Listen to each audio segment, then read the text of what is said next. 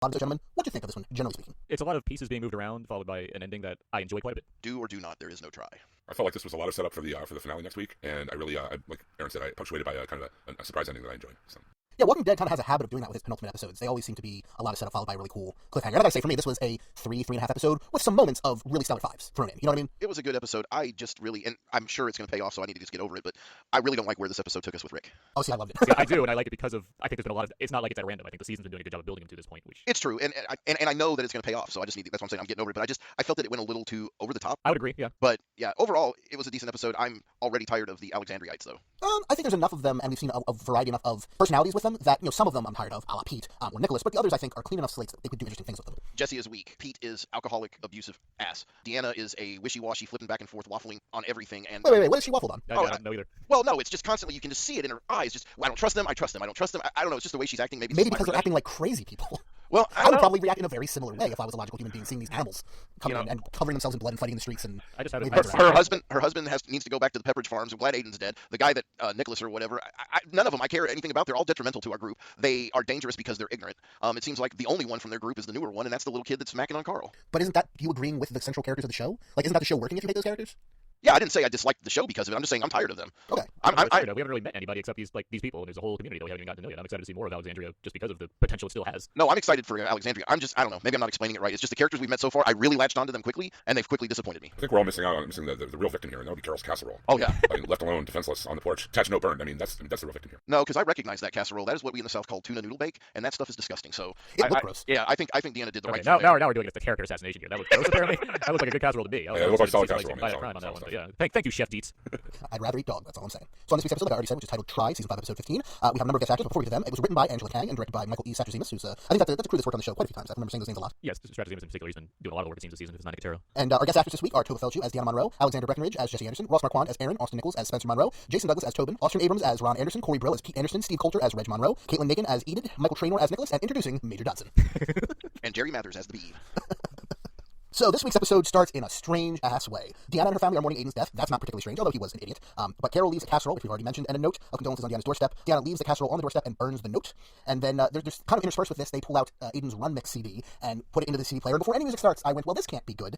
It's going to be weird in some way. And then it turns out this is the Nine Inch Nails song, right? Yeah. Right. So tonally laughable when it's playing with them sitting there in mourning. Kind of worked when it then cut away from them 20 seconds later to the rest of the people going about their lives in the town. But how tonally jarring was that? No offense, but kind of boring Nine Inch Nails song playing while they're sitting around mourning their dead idiot son and brother. I don't know that it was appropriate, but I actually like that song. Regardless of the song and whether I like it or not, I actually found it to work with the shit because of who Aiden was and because of we already know his dubstep choice from. I mean, we know what kind of to expect on this CD. And I agree. And given the music tracks in general that the show's been putting out lately, I think it's being a nice change of pace from the sort of acoustic guitar tracks that we got in like season 2 and season 3 and what have you. I like that it's going a little wilder with its choices between like that scene at the end of a couple weeks ago of Rick, and now we have something like this of dubstep last week. I like what it's doing. I like that it's different and just odd and somewhat off-putting, which is reflecting of the mixing of these peoples here. It's like very off-putting in general. I'll give you that, but I feel like they could have picked a song that would work for Aiden, but would also not be that laughable for those 20 seconds where you're just watching his family sit around and cry, listening to the song. I think laughable would be having more dubstep play. I think that Nail song made actually more sense than I was worried there's going to be sitting there listening to dubstep music for some reason. If they busted out the Skrillex, then that would not have worked. But I didn't mind the Nine Inch Nails at all. I'm not even a huge fan of theirs, but I thought it worked better than, like Aaron said, they've done the acoustic, acapella vocal thing several times in the past. This was a good switch up from that. And it is more reflective of his character, knowing what he was playing before. So it wasn't a Nine Inch Nails song that you kind of bopped your head to, as opposed to something like dubstep or any kind of electronica that would right. Make these people like watching them awkwardly stand there and not reacting to the music being played, as opposed to something like this. Nine Inch Nails is an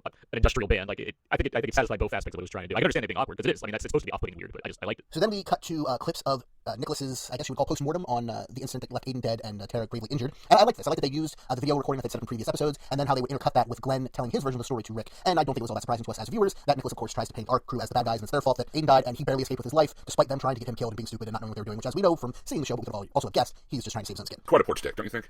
It was more of a couch dick in that scene, but sure. And I'll tell you, in that video that he did, the actor was really good because they threw out like all of the lying tells that someone has, the looking up and to the right, the looking down at your nails and messing with your hands, and not giving the straight face when giving facts and what's going on. Whereas when it intercut with Glenn talking to Rick, Glenn is like looking him dead in the eye and just straightforward telling him what happened. So and hopefully Deanna picked up on that body language, but then again she's grieving, so who knows? Yeah, I gotta say, as much as I agree with you, Rich, I don't like the character of Nicholas, and we're not supposed to. I do think the actor's doing a good job in both this scene and his later scene with Glenn in the episode. I think he nails exactly what they're going for. I have very few problems with the actors of Alexandria, with maybe one exception that's more based off what I think is a direction issue than the actual acting. But it's the balloon, right? No, it's Pete, but we'll get there. But I can understand. There's only so much time at this point. Like I honestly wish there was like another episode that kind of would give us more of Rick's gang interacting with the people of Alexandria. I think we kind of, I would say it's as egregious as something like Woodbury, which I felt like was never really much of a character in the show compared to Alexandria. But it's there's so much going on to kind of set things up that I feel like if we had another scene to like highlight the Glenn Nicholas situation, I would have benefited from that. Maybe if they add 30 minutes into next week's episode, that might do it. Yeah, that might be a way to clear things around.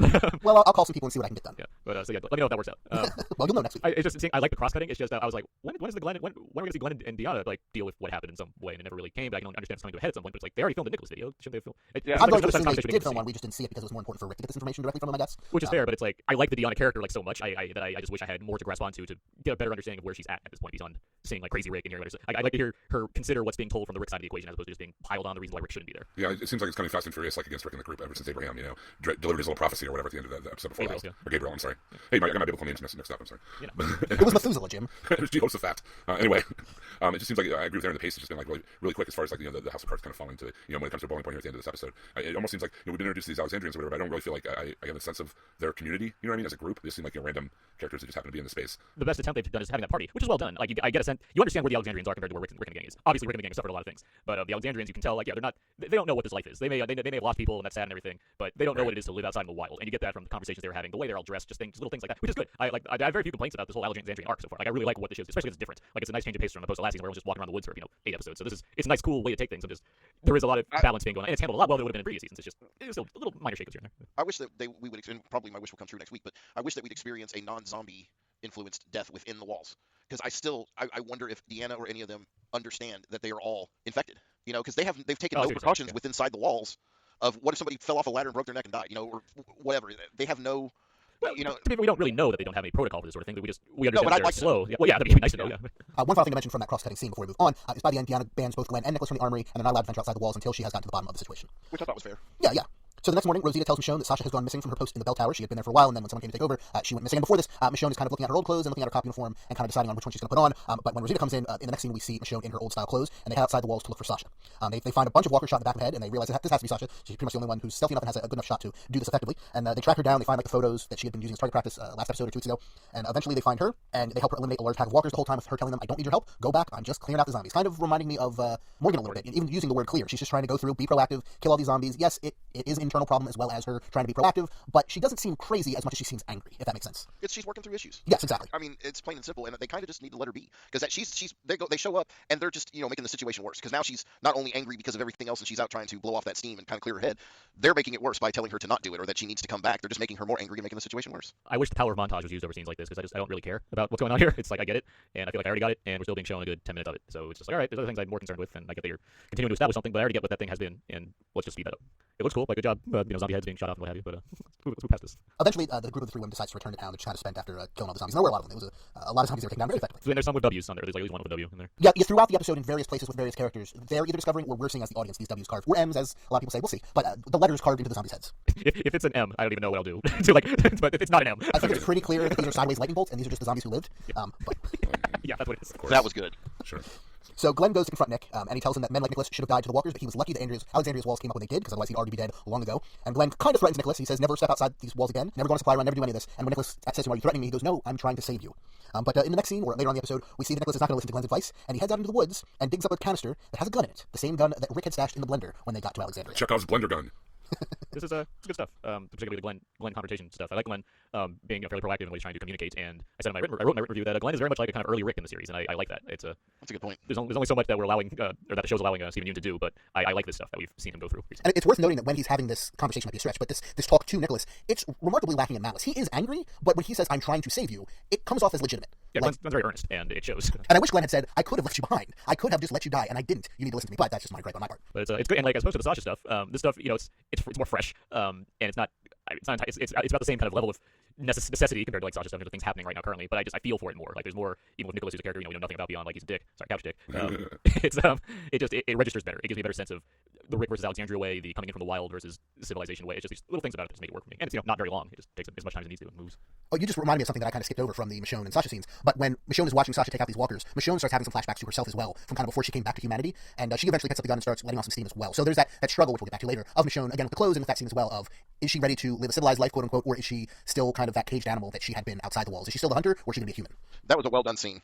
If I want to counter myself in terms of my arguments against Sasha, having Michonne involved in the scene as well, giving her flashbacks to what she was like, I can see how showing that juxtaposition informs the later parts of this episode where it matters, even though we've gotten a lot set up for Michonne to be acting a certain way throughout the season. But it's good stuff. Like the acting is good, like the performances are good, and everything. And it was good stealth setup, because you feel like it's a Sasha scene until it becomes a Michonne scene momentarily, goes back to Sasha, and then by the end of the episode you realize the whole point of that was Michonne. And Rosita's around. Yeah. To its credit, this is a show that has two black actresses and a Latino actress, all females, not talking about lovers triangles or whatever, and just dealing with. Shit. I mean, sorry, but so it's little things. The show doesn't need to call attention to itself on that factor. It's just that's what it is. In mentioning Rosita though, that where she sweeps the leg Danielson style on that zombie was awesome. Yes, it was. That was cool. But I mean, yeah, you're right. I mean, longtime viewers obviously will see the same kind of rage Sasha's dealing with, and the way Michonne used to deal with everyone when they first introduced the character on the show. So it's easy to see how she could relate. But at least we've again to argue for Sasha. I guess we've seen what she's gone through as opposed to having only picked up some of the pieces of Michonne's backstory along the way. So I mean, I guess there's a variety there, which I can respect as well. So Carl, while all this is going on, more or less, tries to follow Enid again through the woods, and it's quickly revealed that Enid knows he's been following her, and at least in her estimation, he's not very good at it. He's making too much noise. He doesn't even know exactly where she is, but she eventually lets him know where she is, and he follows her out into the woods. They sit down, they bond a little bit over shared experiences. They both kind of note that they're afraid of each other in a way, and then they eventually have to hide from zombies in a hollow tree, where they do not end up KISSING, but it feels like it's going that way eventually. And I kind of liked this scene between them. They both held their own as young actors. It felt believable enough for me, and generally, there's a high bar to clear when it comes to a scene that just involves teenage actors. And if it doesn't make me want to turn off the television, which this did not, that's pretty good. I'll take what I can get. Kiss the Coral. Come on, Coral. Coral's in love. It was cool to see Chandler Riggs on Talking Dead after though when they were discussing this scene, and he turned like 99 shades of red. I mean, just it was so funny. It was a good scene. We're introduced to Enid being very resourceful with the kitchen timer. She has a knife that will probably come back into play at some point. That was her mom's, so they can bond over dead mothers, Batman style. And there's a lot of good stuff there. Two things. I've been saying for weeks that I need Chandler Riggs to do more. I need something to happen with him because I've come to enjoy quite a bit what the show has to offer in regards to Coral. So yeah, they gave him something to work with, which is nice, and I'm sure we'll see a minor follow up on that next week or whatever. And also, what if Enid's carving W's into heads? What if she is? She does have a big old knife. What if it's a sideways E? What if she's a really big fan of the end of Inglourious Bastards? This might just be her masterpiece. It's just something I thought of as he brought out that giant knife. It's like, what if she's doing this W stuff? But then again, is she also tying walkers to trees and making a scene of True Detective on the show too? I don't know. She's just a really big fan of that Oliver Stone movie. Or humans to trees, I guess, that turn into walkers because of the devouring of their bodies. But we'll get to that. Speaking of that, that's the very next thing we're going to get to. Daryl and Aaron are outside the walls. They, again, notice more walkers that have been coming to the area. They see walkers with W's on their heads. And at nighttime, they see a fire off in the distance. So in the morning, they go to investigate it. And they find some more dismembered walkers, or dismembered dead bodies, whether they were walkers at the time or not. And then they find what appeared to be, as far as I'm assuming that I didn't misread this, but a nude adult woman tied to a tree who had her entrails ripped out by zombies and was now zombified herself. Although, like you said, Aaron, she probably was not a zombie at the time she was tied to the tree. And Daryl eventually puts her out of her misery. But he points out to Aaron that both the dismembered body and this body, they were recent. This just happened. Fresh, yeah. Now, don't they find another W mark here too? Yeah, there's a W card on her forehead. And it's the implication there is pretty nasty because this is a person that was tied to a tree while alive, and their death was basically Aiden's, except less fitting. Walkers just came and ate their insides out, and that's not a pleasant way to go, I imagine. And worth noting that it's pretty much exactly what Carol threatened to do to Major Dodson a few episodes ago. Yes. Kind of creepy. The other thing, though, I don't think Carol did, so I'd like to make that clear. I'm No, just yeah, saying, yeah. interesting symmetry. or it is Major Dodson, and he grew up into a nude woman. When Daryl says there's been a lot more walkers lately, I'm thinking, well, maybe it's because you're driving the loudest motorcycle possible all over the grounds. That's just me. I don't know. Yeah, but doesn't it seem like Aaron is trying to bring the walkers towards Alexandria? Based on what? Well, I mean, what was the whole purpose of calling out the zombie with the timer? And I don't know. It just seemed to me like she was trying to herd them. That was Enid. Enid. Isn't that what I said? You said Aaron. Aaron. Oh, I meant Enid. That's what I Yeah, I meant Aaron's a Enid. dude. I think that was just her distracting the zombie so she could have time to not do anything. Yeah, Maybe, I don't know. That's how I was reading it. It's more of a kind of a way to not encounter the encounter, not to engage, but just to have safety essentially. Because you know how we learned in season 2 how the hordes form, and it just it does seem, at least for us watching the episode, there's a lot more zombies in the area than there have been in the last few episodes. Which I think has to do more with the whatever the W thing might be and what's going on True. there, rather than It's Voldemort. It's bullshit. Sauron's return. Sorry, he should not be named. But It's Rivers Cuomo and the new Weezer tour. So the grassroots promotion. There's a sale going on. They're all marching to it. So we then catch up with Rick, who approaches Deanna about Pete's abusive behavior. I believe the scene happens at those 4 freshly dug graves, which we never do find out who the 4 graves are for. But there are 4 graves there. They could just be recent-ish. Maybe they're the 2 other people who had died on Aiden's patrol, and then Aiden, and then maybe one for Tara if she passes, which she doesn't in this episode. But I just assumed it was people from the supply runs whose bodies they were able to bring back in some capacity. they were just so fresh that it was worth noting. I thought that because when we saw it in the previous next week, it was like, oh, does Tara die? And then who's this 4th grave for? Well, I mean, when we first meet Aiden and Nicholas, they're still beating the same zombie that got some other people killed. So I mean, it must have happened fairly recently. Right. So that's 3 now. But I'm just curious as to who the 4th one is. But regardless, it's just me nitpicking and being curious about fluff and stuff more than anything else. But so Rick approaches Deanna about Pete's abusive behavior, which he learned from Carol, and he's shocked when Deanna reveals she already knows about it. Which was cool. I thought it was a cool twist. Like I like my idea last week of him not actually beating her and it being a mystery on Carol's part, but having this twist instead, I thought worked pretty well. I like how the show double back is like, yeah, he's definitely a wife beater, guys. Like, it's just like you really want to hammer that home. Oh, but he's a surgeon and he helps out so much, so I'm just going to overlook it. Yeah, I mean, Deanna's obviously a smart cookie. I'm glad they played the characters not being that stupid. I mean, if they lived together that long in that tightly knit neighborhood and community, I'm sure that she would have figured it out. So it definitely made sense story-wise. And as much as I don't like Deanna's decision to let him stay because he's invaluable to the community, I do get why that might be a decision she might have to make if they really do need a doctor, because a lot of them are idiots and tend to get hurt in stupid ways. Having a surgeon, it's a Sophie's Choice type situation, but they do need him, even if he's awful. It's a definitely tough call that you have to deal with because you're in a situation where you can't just call for backup. You can't call for the other surgeon. You have to have this person here.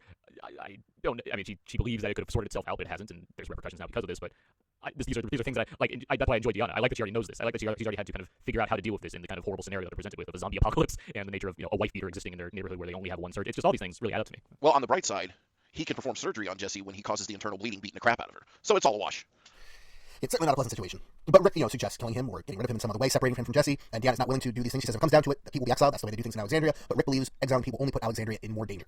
I was kind of surprised that Rick was so forward with Deanna on he needs to die. I mean, no leading up to it, no some other alternatives. Nope, we need to kill him. It instantly gave me thoughts of the governor. Like, it seems to me Rick's smart enough, or has been shown to be smart enough at some points when his judgment has not been clouded like it is now. Why not just exile him and then have Sasha track him down and shoot him in the back of the head without anybody else knowing? Like, that seems like a pretty equitable solution for him. When it might be kind of evil, but still equitable. I would agree that Rick's not playing things as close to the vest like that as he should be compared to the whole we'll take over this whole damn town plan if things don't work out the way we want them to thing that he's also got going on with Carol and Daryl. But I guess to play devil's advocate on this side of Rick's logic here, I can understand if he wants to establish a certain level of trust with Deanna in terms of how to handle various scenarios.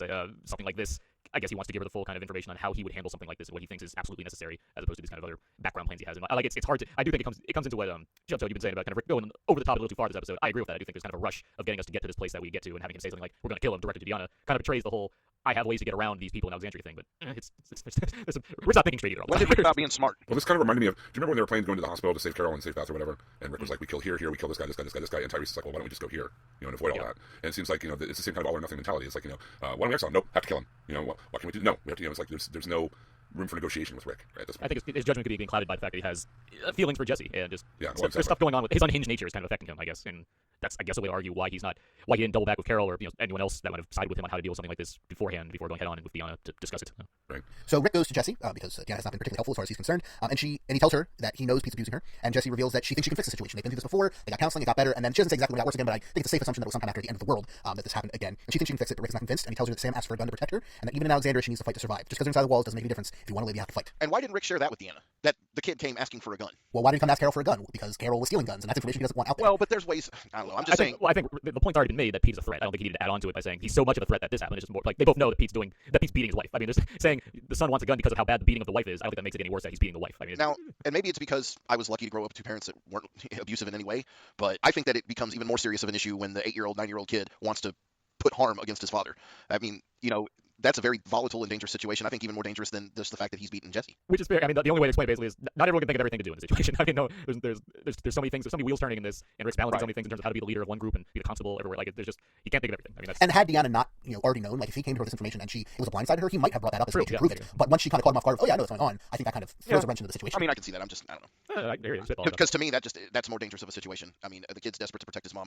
Next thing you know, he's going to get some bright idea to go try and let Walker in to attack his dad or something. Something stupid. Or he's going to try to attack his dad with a wrench or something. And of course, his dad being much stronger and larger is not going to be affected if he's not caught off guard and probably going to turn around and beat the kid within an inch of his life. Just saying, there's so many ways that this could go. So I see Rick's concern, but he handles this so wrong. This conversation with Jesse. To back up a bit about Jesse, because I'm curious what you guys think of her.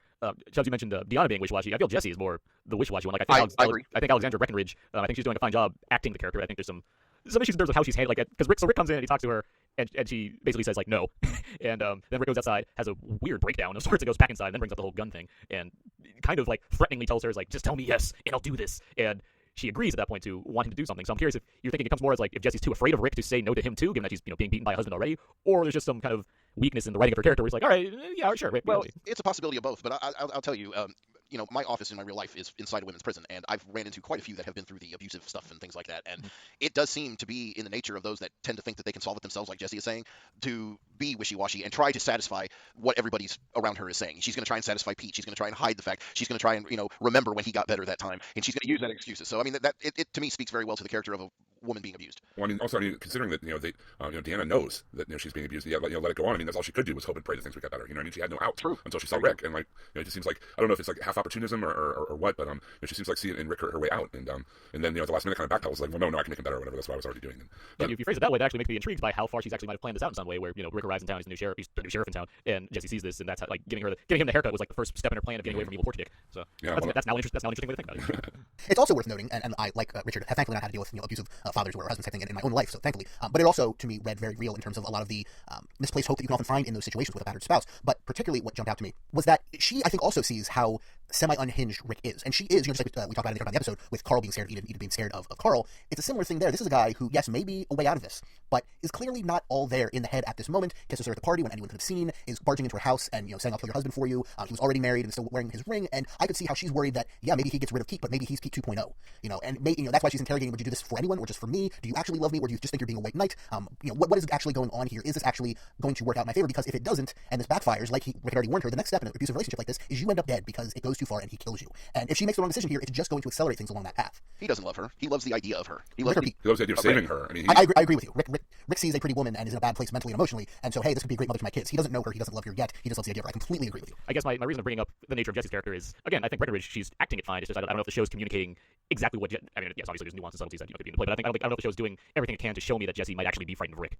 So she asked him, like I already mentioned, would you do this for anyone or just for me? And I was actually surprised at Rick's answer because I thought he was going to say, I don't know, or just not answer. But he answers, no, I wouldn't do it for anyone. I'm specifically doing it for you. And she eventually agrees. And that's when Pete shows up. And he wants Rick out of there. He's confused. Well, he's not really confused with what's going on. He knows what's going on, or has at least a decent enough idea. He wants Rick out of his house. But Jesse stands up for herself. She orders Pete to leave. Pete grows angry. The two men start fighting. They eventually defenestrate themselves and end up in the street where the entire town gets to witness the pretty bloody brawl. By the end of it, they're both kind of covered in blood. Jesse tries to jump in and pull Pete off. He punches her away. Carl tries to jump in and pull Rick off. Rick backhands him, not really knowing who it is, but not really caring either. Yeah.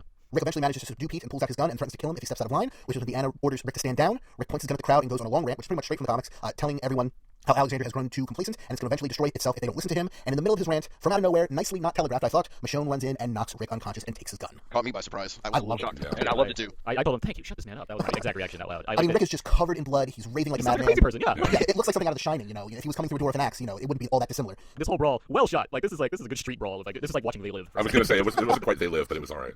It's bloodier. It was cool on Talking Dead when they showed how they shot that scene. It was very interesting. And Pete's stunt double could be his twin brother. If you put those two guys next to each other and said which one's the actor, which one's the stunt double, I wouldn't be able to tell you. However, the guy that's the stunt double for Rick Did not look like him. looked nothing like him. It's actually a woman. I don't know. It was Carl. It was weird. It's the old man from the Six Flags commercials. The issue I have with Pete, I get that he's a drunkard, but the show makes it very convenient as to when he's drunk. It seems like anytime he enters the frame, he's always like, it's like what 2 in the afternoon. He's just like, what is the surgeon do? Like he's just a surgeon when they need him, I guess. But it's the Which is right now because Tara's still in exactly right. Yeah. Like he should be on duty. It would seem like there's things that have happened recently. Let alone like people from last week with the Abraham stuff. Like some people got hurt, I'd imagine. But regardless, it just Pete like the way who's playing Pete, the way Corey Brill is acting as Pete, it just seems such an over the top version of like angry drunk who secretly beats his wife. Where like it just I wouldn't be surprised if more than not just Deanna knew, given the way he's acting in just the scenes. Like of course this guy beats his wife. Like that's exactly the look he's supposed to give. It doesn't play any nuance. With him being drunk all the time, I wouldn't want him operating on me or any of my loved ones. I would let Enid operate on me with her mother's knife before I let that drunkard porch dick come at me with a scalpel. That's another thing too. It's like it's one thing to be the wife beater, it's also another thing to be just a drunk. And if he's always drunk, as it seems, I don't know how much faith the whole community seems to have in the surgeon, and yet they haven't done anything about it. It's just Well, he apparently gets results, at least according to Aaron. So I guess, he's like Don Draper, who he operates best when he's at he's least a functional alcoholic. Yeah. Maybe their only reference for surgeons are old reruns of MASH, and they think drinking and surgery go together. I like that he's a functional alcoholic because selling ad space and developing ad work is the same as doing brain surgery or something.